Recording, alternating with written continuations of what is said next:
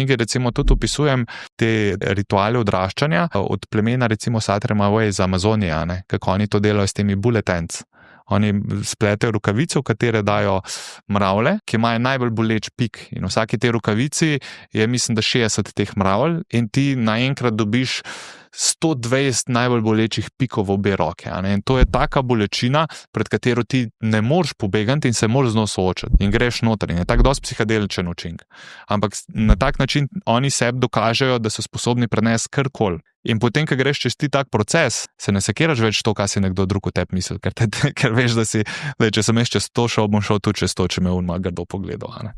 In to so te različne faze odraščanja, ki nam jih noben ne, vsaj v tej naši zahodnjaški družbi, nam jih ne predajo tako, ne razložijo nam. Je odraslo, ko dopolniš 18 let, pa vsi vemo, da ko si enkrat 18, da ni dosti toliko drugače, kot ko si 17, ne?